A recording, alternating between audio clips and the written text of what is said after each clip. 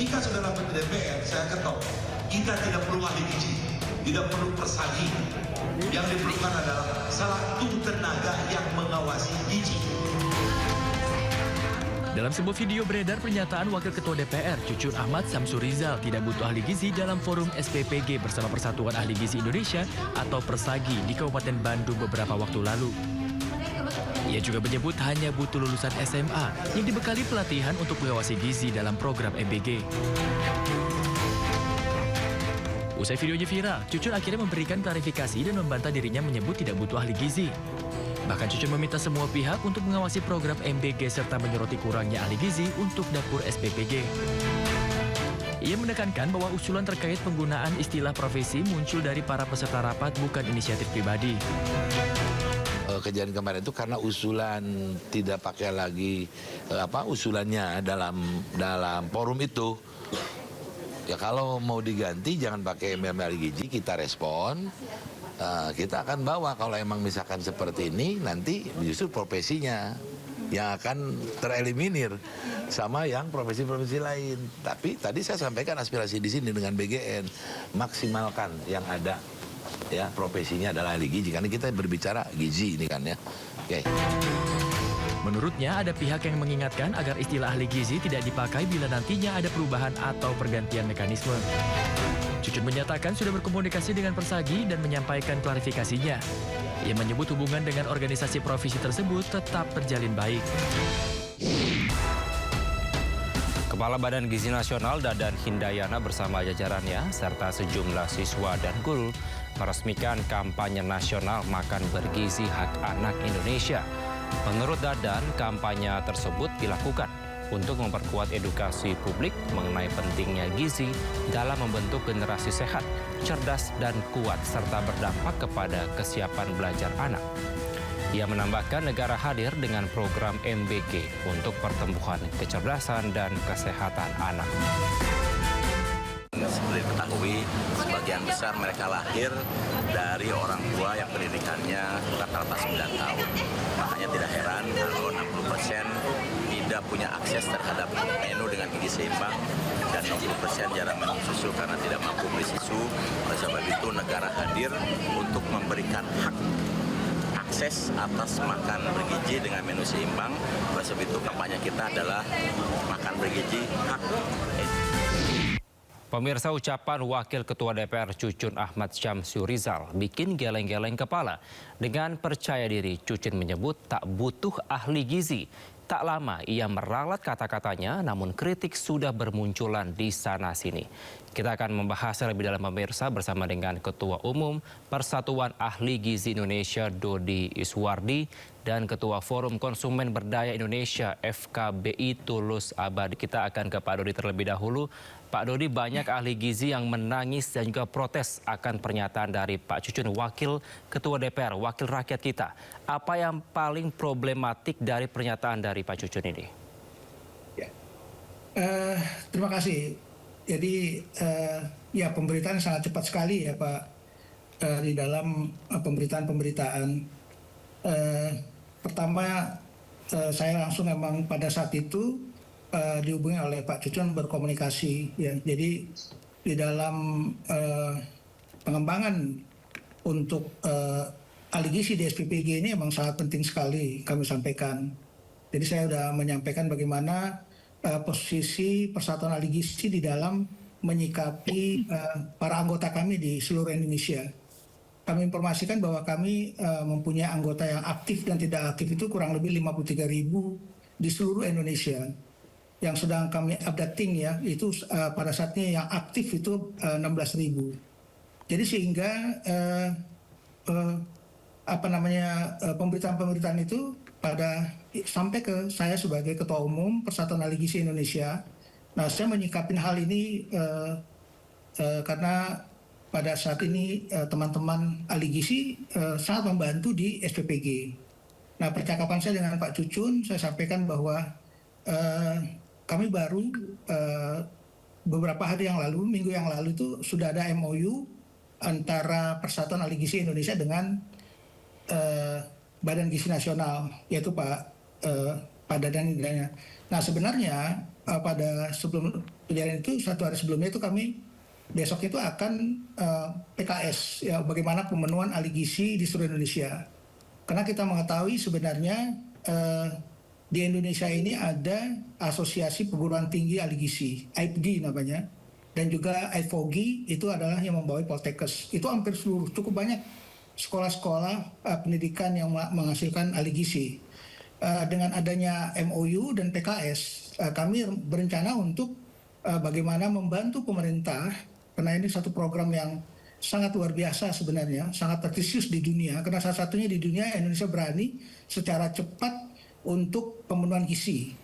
Nah, pemenuhan gizi di sini sebenarnya tidak hanya tahap dalam penyediaan makanan. Pada 6 Februari 2025 di sosialisasi itu kesampaikan bahwa pemenuhan gizi ini tidak semata-mata untuk memberi gizi atau menyediakan makanan untuk kesasaran target. Seperti itu Pak, sementara Pak. Baik, saya mau ke Pak Tulus. Pak Tulus, bagaimana melihat peristiwa yang terjadi wakil rakyat yang seharusnya bisa mendukung program pemerintah tapi malah hanya ingin membuat polemik terkait dengan program MBG ini? Ya, pertama tentu saya sangat mengkritik, menyesalkan pernyataan dari Wakil Ketua DPR tersebut karena pertama seorang Wakil Ketua DPR tapi memberikan satu pernyataan yang di luar kapasitas ataupun tidak mengetahui kapasitas yang terjadi di lapangan, bahwa MBG justru memerlukan kehadiran ahli gizi, ahli kesehatan masyarakat dan lain sebagainya. Jadi ketika menyatakan bahwa program MBG yang sangat strategis dikatakan hanya cukup seorang alumni SMA yang di training, ini menunjukkan bahwa Wakil Ketua DPR tersebut tidak mengetahui konteks makro dalam mewujudkan keamanan pangan dan program MBG yang berkualitas. Jadi walaupun beliau sudah menyatakan minta maaf, tapi itulah yang terpatri bahwa ada sesuatu yang masalah terkait dengan pernyataan itu yang sangat sistemik. Jadi sebagai sebuah wakil rakyat yang seharusnya punya kapasitas yang baik, yang mumpuni, ternyata justru mengeluarkan statement pernyataan yang merendahkan profesi dan hal itu justru sangat kontraproduktif terhadap program MBG itu sendiri yang seharusnya secara fungsional, secara tupoksi bahkan secara paradigma itu memerlukan kehadiran seorang ahli gizi dan ahli kesehatan masyarakat gitu. Nah, oleh karena itulah yang saya kira menjadi kekecewaan dan protes publik yang cukup serius terkait dengan pernyataan tersebut.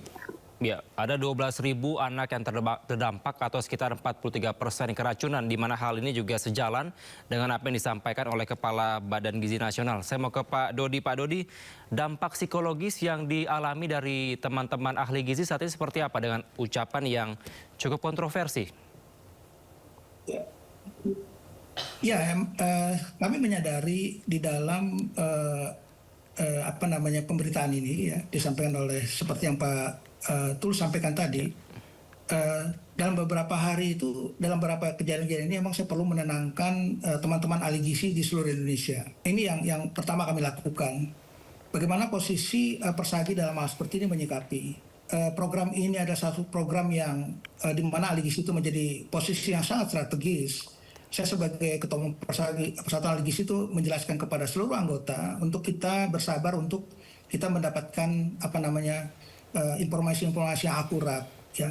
Kadang-kadang kita dalam pemberitaan juga kita perlu mengcross-check ya, artinya banyak sekali yang saya terima dan saya juga menyimak percakapan sini. Tadi sudah dipertegas oleh Pak Tulus sebagai Ketua FKBI, jadi artinya kami sebagai satu profesional ya, karena apa? Karena dalam suasana yang dimana Badan Gizi Nasional melalui program MBG ini di SPPG itu kami menenangkan. Karena banyak ahli gizi kami yang sedang berjuang di dalam SPPG untuk memenuhi standar mutu gizi yang berkualitas. Ya, karena mereka sudah mendapatkan pendidikan yang sangat mumpuni, baik melalui dari perguruan tinggi, baik negeri maupun swasta, dan juga melalui politeknik kesehatan, baik negeri maupun swasta. Itu sangat mumpuni karena uji kompetensi mereka itu melalui nasional. Jadi sehingga saya perlu menenangkan karena situasi ahli gizi ini sangat strategis. Jadi dan Persagi ini kena dua fungsi utama yang sebenarnya di dalam Undang-Undang Nomor 17 tentang kesehatan, itu fungsi pembinaan keanggotaan dan advokasi. Jadi sehingga dengan kejadian itu kami beradvokasi dengan semua berbagai macam pihak ya untuk menenangkan situasi di lapangan, karena apabila menimbulkan suasana yang tidak menguntungkan di mana Bapak Presiden ingin memenuhi target di tahun 2025 ini mencapai 30.000 SPPG, dan juga pasti akan ahli gizi yang di mana peraturan Presiden nomor 83 tentang 24 ke sana, nah itu akan menguatkan Pak. Jadi kami menenangkan suasana di seluruh Indonesia, karena saya sebagai ketua umum juga luar biasa untuk bagaimana saya harus bisa menenangkan di seluruh Indonesia. Demikian Pak. Baik, Pak Tulus, bagaimana menanggapi dengan adanya data yang disampaikan langsung dari Kepala BGN bahwa 43% ini keracunan disumbang dari program MBG, yang berarti itu pada saat di proses produksinya tidak melalui ahli gizi. Tanggapan Anda? Ya, justru itulah ketika program MBG ini kemudian berkontribusi signifikan terhadap keracunan makanan sebesar 40%, itu artinya ada problem sistemik di dalam upaya mewujudkan program MBG itu.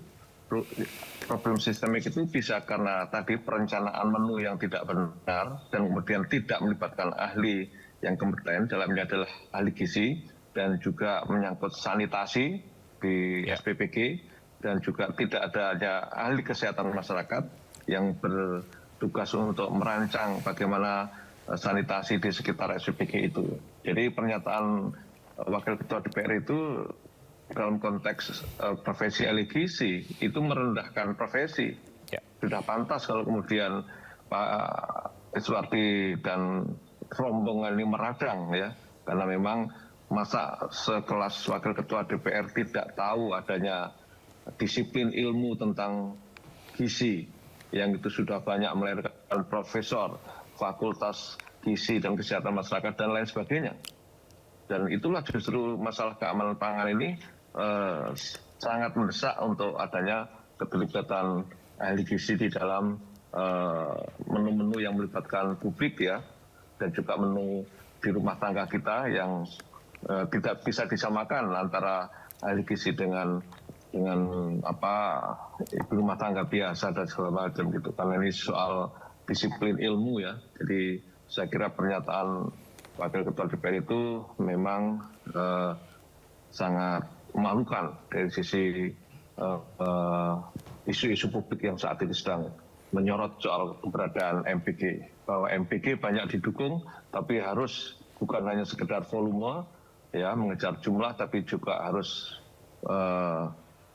soal kualitas. Dan soalnya sebenarnya kita bicara keamanan pangan itu sudah tertinggal. Harusnya bukan soal lagi keamanan pangan, tapi adalah bergizi ya, dan itu lagi-lagi memerlukan seorang ahli gizi dalam ini. Kalau keamanan itu sudah lewat kita, tapi akhir-akhirnya justru kita bermasalah dengan keamanan pangan, dengan keracunan di MBG itu. Iya, saya mau ke Pak Tulus. Pak Tulus, tadi sebenarnya dalam video ada solusi-solusi yang disampaikan dari para peserta SPPG, dari ahli gizi, terutama terkait dengan QC dan juga dari perlu adanya ahli gizi. Bahkan tadi juga disampaikan dari Pak Cucun bahwa tidak perlu ahli gizi, tidak perlu Persagi. Ini Anda melihat seperti apa? Meskipun sudah minta maaf, cukupkah minta maaf sebenarnya? Ya, secara manusiawi mungkin minta maaf itu boleh, tetapi sebagai Wakil Ketua DPR, karena ini sudah merendahkan satu profesi, itu menurut saya sudah pelanggaran etik ya, sehingga Wakil Ketua DPR ini menurut saya perlu dipanggil oleh Majelis Kehormatan di DPR untuk dimintai keterangan dan kalau perlu diberikan sanksi, karena pernyataannya bukan sedang bercanda atau bukan sedang main-main, tapi sebuah pernyataan dengan intonasi yang sangat serius ya.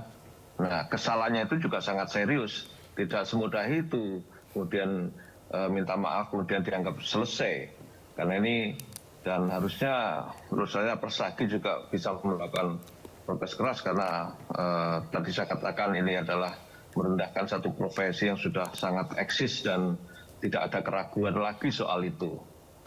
Baik. Mungkin lebih clear lagi tadi Pak Dodi mungkin belum selesai bicara Pak, silakan.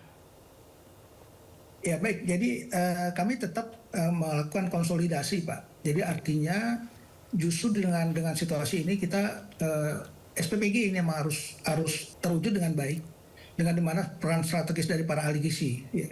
Jadi pada waktu forum ketemu di kantor Wakil Ketua DPR Pak Cucun itu dengan semua para petinggi yang ada dari BGN dan juga kami dari pengurus inti yang ada dari Persagi itu memahami situasi sehingga malam ini kami juga konsolidasi karena kami belum menyampaikan press release ya kepada siapapun ya karena ini memang kami menyikapi karena apa? Karena profesi Persagi ini adalah di dalam dasar keprofesionalan. Emang betul ya kami tidak akan terjebak di dalam situasi politik seperti apa ya. Karena kami akan menempatkan dalam posisi kita memberikan advokasi kepada siapapun apabila ada program pemerintah yang bisa meningkatkan kualitas mutu gizinya Indonesia. Karena tantangan Indonesia cukup besar. Mungkin itu sementara dari kami. Oke, baik. Kita harapkan semoga para wakil rakyat kita ini lebih bijak ya Pak ya dalam menyampaikan pendapat, tidak asal bicara, apalagi dapat mengundang kontroversi di tengah publik yang tentunya bisa memberikan dampak atau manfaat yang besar bagi masyarakat, salah satunya MBG ini. Terima kasih Pak Dodi Iswardi, Ketua Umum Persagi, dan juga Tulus Abadi, Ketua dari FKBI telah bergabung bersama kami.